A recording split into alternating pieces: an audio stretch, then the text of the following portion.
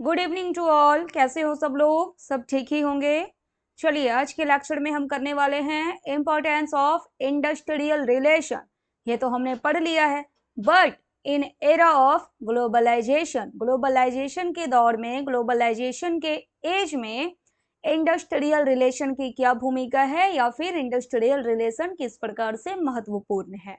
ठीक है, यहाँ पर देखिए दो टर्म आपको दिखेगा, एक तो है इंडस्ट्रियल रिलेशन और एक है ग्लोबलाइजेशन। दोनों का मतलब एक बार हम देख लेते हैं, वैसे दोनों का मतलब आपको पहले से ही आता है। देखते हैं इंडस्ट्रियल रिलेशन क्या है। ये रिलेशनशिप की बात करेगा। IR यानी कि industrial relation refers to the relationship between employers, employees और एम्प्लॉय के जो रिप्रेजेंटेटिव होते हैं उसे अब क्या बोलते हैं, trade unions and the government. इन सभी के बीच जो इंटर रिलेशन होता है उसी को आप बोलते हैं industrial relation. It encompasses, encompass का क्या मतलब है, इंक्लूड करना, all aspects of working conditions including collective bargaining, conflict resolution, wage policies, worker participation and grievance handling. ये सारी बातें जो हैं इंडस्ट्रियल रिलेशन में इंक्लूड की जाती है। ठीक है, आगे बढ़ते हैं। ग्लोबलाइजेशन, ग्लोबलाइजेशन क्या है? It enables the movement of goods. यहाँ पर क्या होगा ना, गुड्स, सर्विसेज, कैपिटल, जो भी है आपका goods, services, capital, information and labour यानी कि ह्यूमन रिसोर्स जो है, इनका मूवमेंट होना अक्रॉस नेशनल बाउंड्रीज। यहाँ पे नाम देखिए, ग्लोबलाइजेशन यानी कि पूरे के पूरे ग्लोब के ऊपर काम करना।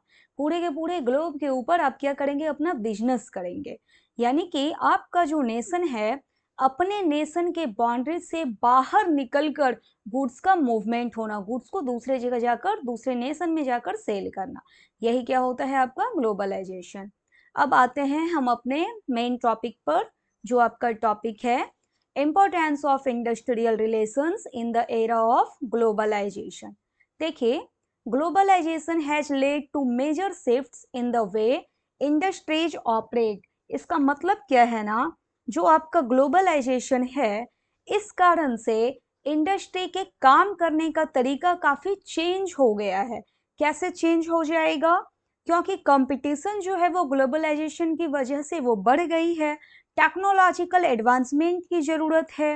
न्यू मार्केट्स में एंट्री आप करते हैं तो अपने इंडस्ट्रीज की भी जो आपकी पॉलिसीज है, जो स्ट्रेटजीज है, वो भी आपको कुछ शिफ्ट करना होता है। ठीक है, in this context industrial relations play a critical role. Critical का मतलब क्या हो गया, important role in ensuring smooth functioning and competitiveness of enterprises while protecting workers' rights and promoting social justice। Globalization के दौर में, ग्लोबलाइजेशन के एज में इंडस्ट्रियल रिलेशन भी महत्वपूर्ण भूमिका निभाता है, ताकि जो आपका बिजनेस है वो कंपटीशन में बना रहे, स्मूथ फंक्शनिंग हो, और साथ ही साथ आपके वर्कर्स के राइट जो हैं वो हार्म ना हो, इसको प्रोटेक्ट करना है, एंड प्रमोटिंग सोशल जस्टिस। ठीक है, अब इसके अंदर कुछ आपके पॉइंट्स हैं, जैसे इंपॉर्टेंस जो है इंडस्ट्रियल रिलेशन का, वो आखिर है क्या। तो अब हम पॉइंट वाइज देखते हैं क्या है। पहला है आपका maintaining industrial peace and stability, यानी कि इंडस्ट्री में जो है वो शांति बनी हुई रहेगी, और स्टेबल रहने का मतलब जो आपकी इंडस्ट्री है वो कंटिन्यू चलते रहेगी बिना किसी रेस्ट के, यानी कि बीच में कोई स्ट्राइक्स नहीं होगा, कोई प्रोटेस्ट नहीं होगा। देखिए क्या है, जो आपका इसमें पहला पॉइंट है ना, पहला लाइन वो ग्लोबलाइजेशन के बारे में है, और जो आपका दूसरा है वो इंडस्ट्रियल रिलेशन का इंपॉर्टेंस बताएगा, और तीसरा आपका इसी से रिलेटेड है। ठीक है, देखते हैं maintaining industrial peace and stability. Globalization increases competition, ठीक है, ये बातें तो क्लियर है, एंड प्रेशर्स बिजनेस, और साथ ही साथ ग्लोबलाइजेशन बिजनेस को प्रेशर देता है कि ये अपने प्रोडक्टिविटी को क्या करे, इंप्रूव करे, एंड रिड्यूस कॉस्ट। क्योंकि ग्लोबलाइजेशन में क्या है, आपका कंपटीशन यहाँ पर बढ़ा हुआ है, और कॉम्पिटिटिव मार्केट में आप तभी टिक पाएंगे जब आप अपने कॉस्ट को क्या करेंगे, कम करेंगे, प्रोडक्टिविटी आपकी इंप्रूव अगर होगी। अब इंडस्ट्रियल रिलेशन का क्या लेना देना है इससे? Strong industrial relations prevent labour unrest. Labour unrest का मतलब हो गया किसी भी तरह का डिसरप्शन या फिर डिससेटिस्फैक्शन, किसकी तरफ से, लेबर की तरफ से। अगर आपका स्ट्रॉन्ग इंडस्ट्रियल रिलेशन है तो लेबर अनरेस्ट नहीं होगा। लेबर अनरेस्ट में क्या हो सकता है आपका, स्ट्राइक्स नहीं होगा, लॉकआउट नहीं होगा, एंड एंश्योरिंग अनइंटरप्टेड प्रोडक्शन, यानी प्रोडक्शन जो है बिना किसी व्यवधान के, बिना किसी बाधा के चलते रहेगी। हार्मोनियस लेबर रिलेशंस, हार्मोनियस का क्या मतलब हो गया, कोऑपरेटिव माहौल, ठीक है, यानी कि मैनेजमेंट और लेबर के बीच जो है वो पॉजिटिव रिलेशन का होना, कोऑपरेटिव रिलेशन का होना। अगर ऐसा रिलेशन है लेबर और मैनेजमेंट में तो इससे एफडीआई अट्रैक्ट होगा आपके बिजनेस में, आपके इंडस्ट्री में। रीजन ये है ना, एफडीआई का मतलब है आपका फॉरेन डायरेक्ट इन्वेस्टमेंट, यानी बाहर से लोग जो हैं, इंडिविजुअल हो या फिर कोई ग्रुप है, वो आपके फर्म में, आपकी कंपनी में पैसा इन्वेस्ट करेंगे। रीजन ये है ना, इन्वेस्टर्स जो होते हैं पैसा लगाने वाले, वो ढूंढते हैं स्टेबल एनवायरनमेंट, ठीक है। चलो आगे बढ़ते हैं। Enhancing productivity and competitiveness. अब ये क्या है, companies need to be globally competitive in terms of quality, cost and innovation. अगर आप ग्लोबली कॉम्पिटिटिव रहना चाहते हैं तो आपको अपने प्रोडक्ट की, सर्विस की क्वालिटी बेहतर करनी होगी, कॉस्ट आपको रिड्यूस करना होगा, और इनोवेशन यानी कि टेक्नोलॉजिकल एडवांसमेंट अगर मार्केट में आ रहा है तो उसके साथ साथ आपको भी अपने प्रोडक्ट में इनोवेशन करना होगा, नहीं तो आप मार्केट से बाहर हो जाएंगे, ठीक है। इसका एक एग्जांपल आपके पास नोकिया का भी हो सकता है। जो पहले नोकिया के फोन आते थे, कीपैड फोन, और अभी जो जमाना है वो क्या है, स्मार्टफोन का है। तो कीपैड फोन आप में से कोई भी यूज नहीं करना चाहता। अगर नोकिया भी समय के साथ खुद को, टेक्नोलॉजी अपडेशन के साथ खुद खुद को अगर अपडेट कर लेता, वो भी स्मार्टफोन बनाने लगता, तो आज हमारे हाथों में नोकिया के भी स्मार्टफोन होते। लेकिन ऐसा इनोवेशन जो है उनका नहीं हुआ, तो मार्केट से क्या हो गए हैं, वो बाहर हो गए हैं। चलो आगे बढ़ो। गुड रिलेशंस बिटवीन, अब ये सेकंड वाला जो लाइन है ना, वो इंडस्ट्रियल रिलेशन का इंपॉर्टेंस बता रहा है ग्लोबलाइजेशन के एज में। Good relations between employers and employees foster motivation. Foster का मतलब क्या है, बढ़ा देना, ग्रोथ कर देना। मोटिवेशन बरकरार रहेगा आपके एम्प्लॉयज का, कोऑपरेशन रहेगा, and efficient work practices. Participative management, participative management का क्या मतलब हो गया, वर्कर्स पार्टिसिपेशन इन मैनेजमेंट, यानी कि आपके वर्कर्स को अगर मैनेजमेंट के डिसीजन मेकिंग में वॉइस का अधिकार है, उसको आप बोलते हैं participative management. And performance linked incentives, incentives आप इस तरह से प्रदान कीजिए अपने एम्प्लॉयज को कि परफॉर्मेंस जो है वो बढ़े, इट इनकरेज हायर प्रोडक्टिविटी, ठीक।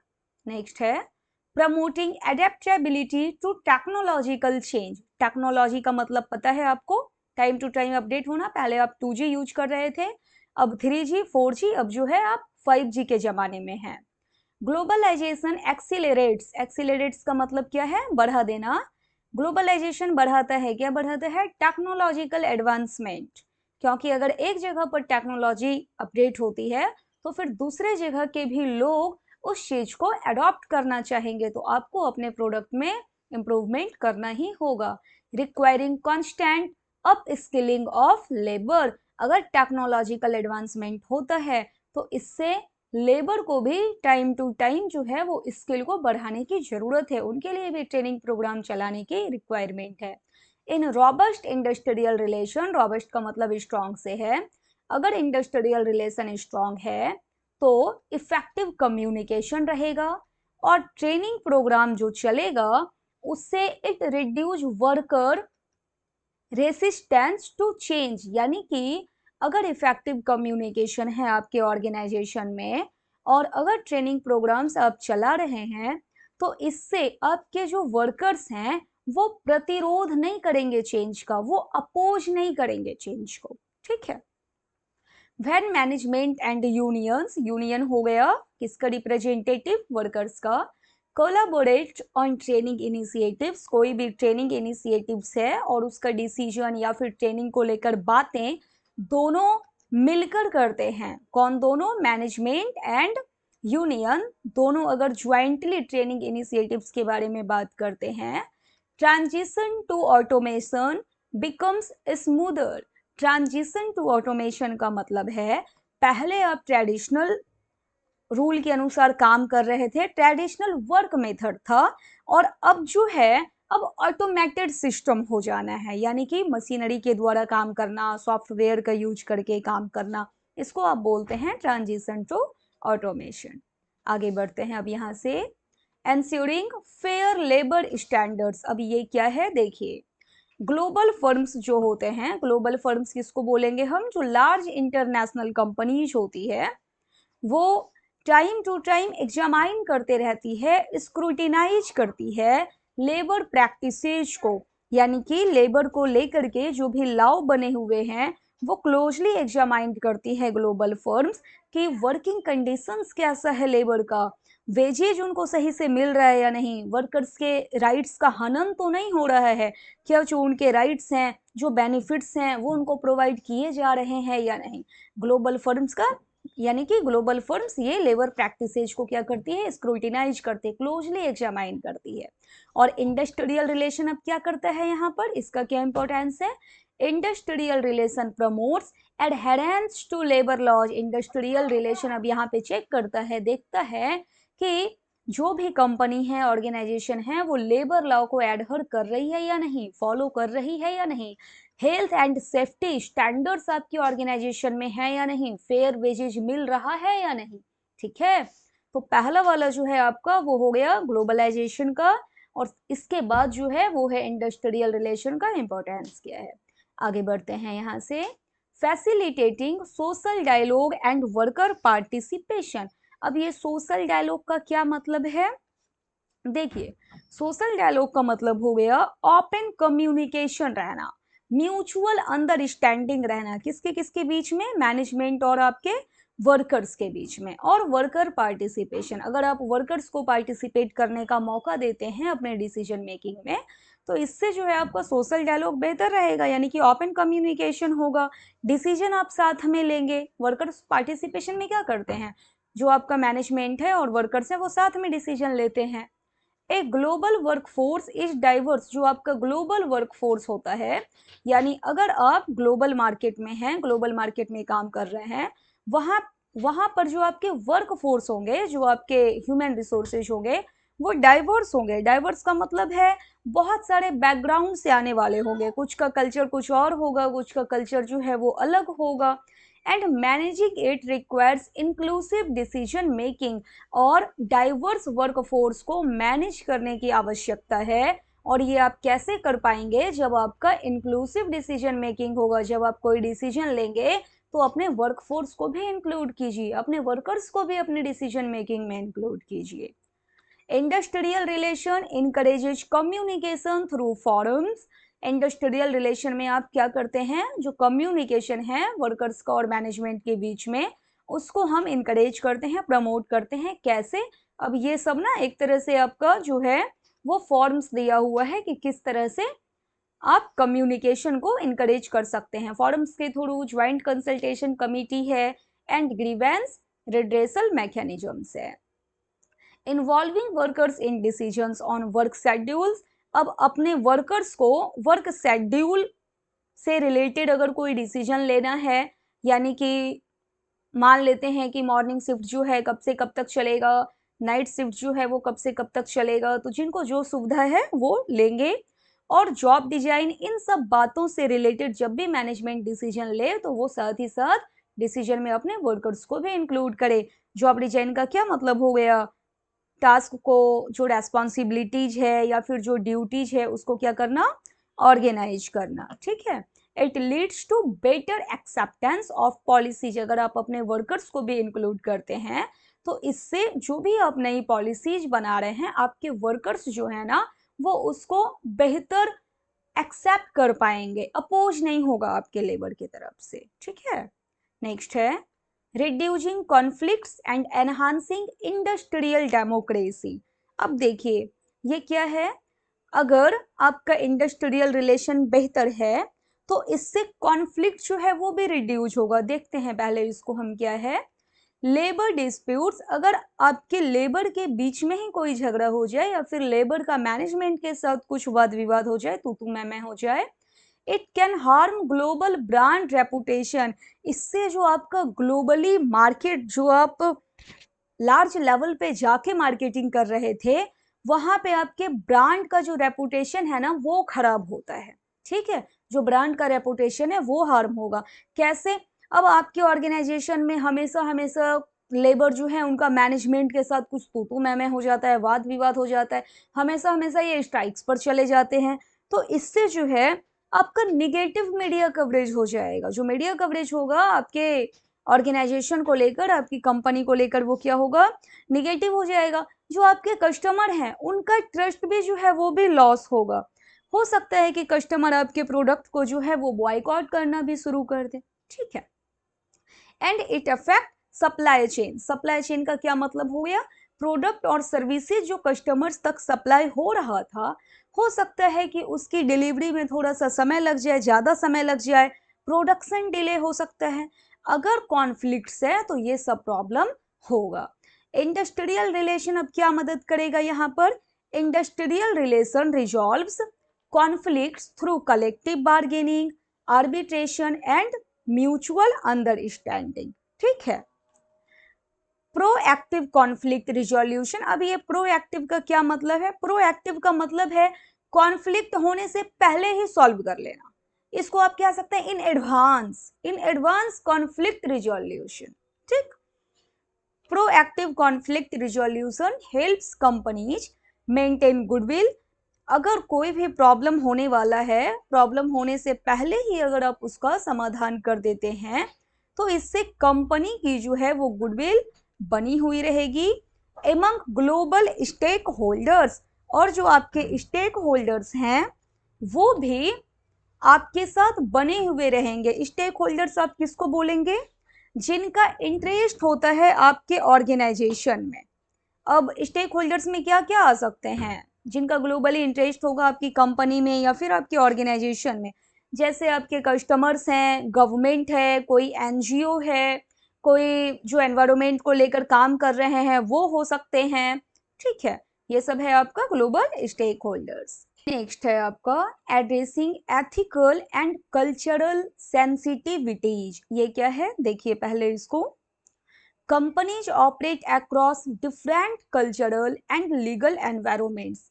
ग्लोबल मार्केट में क्या होता है, जो कंपनी है वो डिफरेंट कल्चरल एनवायरमेंट के बीच काम करती है, डिफरेंट लीगल एनवायरमेंट्स के बीच काम करती है।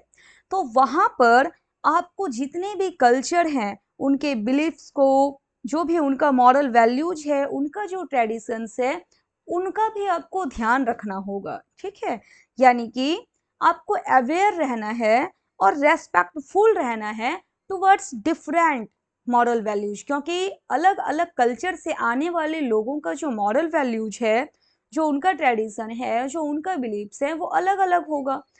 तो ग्लोबल मार्केट में जो काम करने वाली कंपनी है वो रेस्पेक्टफुल रहती है different cultural and legal environments के प्रति। Next, IR helps in managing diverse workforces sensitively। Industrial relation मदद करता है अगर आपके वर्कफोर्स डाइवर्स हैं, अलग अलग बैकग्राउंड से आने वाले हैं, तो उनको सेंसिटिवली मैनेज करते हैं। Respecting local norms while upholding company values. Company के वैल्यू का भी ध्यान रखना है और जो उनका नॉर्म्स है, जो उनका रूल है, उसको भी क्या करना है, ध्यान में रखना है। ठीक है, नेक्स्ट है HR पॉलिसीज में need customization across regions. Good industrial relation ensures they are inclusive and fair. यानी जो भी आप पॉलिसीज बना रहे हैं अलग अलग जगहों पर, वो जो है सभी को साथ लेकर चलने वाला हो और फेयर हो, कोई भेदभाव ना हो। ठीक है, नेक्स्ट है supporting economic growth and employment. अब ये क्या है देखिए, globalization can cause job losses. Globalization से ना जॉब लॉसेज भी हो सकता है। क्या कारण है? आउटसोर्सिंग और ऑटोमेशन। ऑटोमेशन का मतलब तो आपको पता होगा, ट्रेडिशनल मेथड के जगह मशीनरी का यूज करना, इसको आप क्या बोलेंगे, ऑटोमेशन, या फिर अब तो अपडेटेड सॉफ्टवेयर आ चुके हैं वो सब का यूज करना। और ये आउटसोर्सिंग क्या है, आउटसोर्सिंग का मतलब है जहां पे आप काम कर रहे हैं वहीं पे आप हायर कर लेते हैं काम के लिए लोगों को, वही हो गया आपका आउटसोर्सिंग।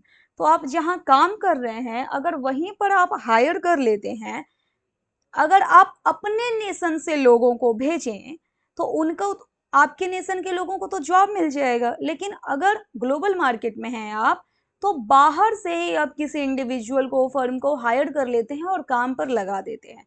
अगर आपको कस्टमर कॉल एग्जीक्यूटिव के लिए ही कोई पर्सन चाहिए तो बाहर के लोगों को ही, यानी दूसरे नेशन जहाँ पे आप काम कर रहे हैं वहीं के पर्सन को आप जॉब पर रख लेते हैं, इसी को आप क्या बोलते हैं, आउटसोर्सिंग।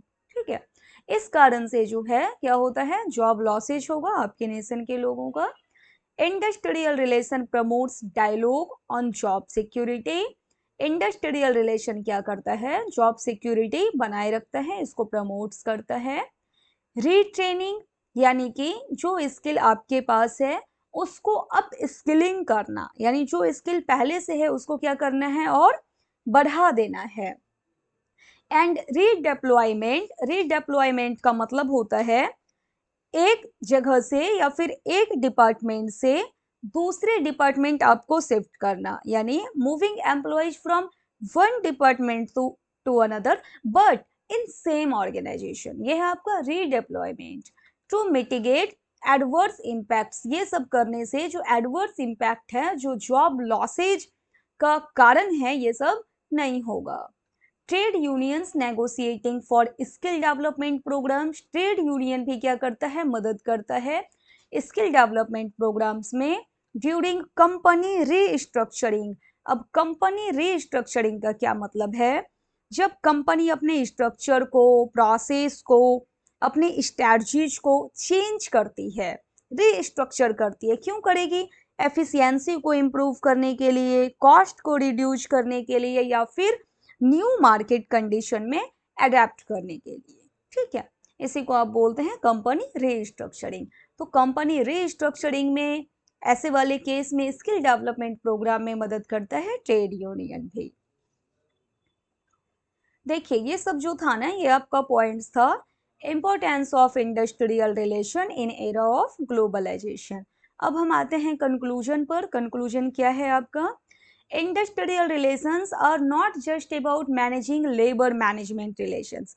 इंडस्ट्रियल रिलेशन में केवल लेबर मैनेजमेंट रिलेशन की बात नहीं होती, और नॉट जस्ट अबाउट, ठीक है, they are crucial for navigating the complexities of globalization. क्या लिखा हुआ है, बहुत भारी लिखा हुआ है, crucial for navigating the complexities of globalization. इसका मतलब क्या है ना, क्रूसियल का मतलब हो गया आपका इम्पोर्टेंट, यानी कि इंडस्ट्रियल रिलेशन ग्लोबलाइजेशन में भी इम्पोर्टेंट है। कैसे है, क्योंकि इंडस्ट्रियल रिलेशन जो है ग्लोबलाइजेशन में जो भी चैलेंजेस और अपॉर्चुनिटीज आने वाले हैं उसको सक्सेसफुली मैनेज करने में मदद करता है। यही आपका crucial for navigating the complexities, यानी कॉम्प्लेक्सिटीज हो गया, कोई भी अगर चैलेंज आने वाला है या फिर कोई भी अपॉर्चुनिटी आने वाला है तो उसको क्या करना है, हैंडल करने में या फिर सक्सेसफुली मैनेज करने में, ये जो है आपका इंडस्ट्रियल रिलेशन क्रूसियल है, यानी कि इंपॉर्टेंट है। ठीक है, अब क्लियर हो गया होगा। And building a more sustainable and equitable future for all.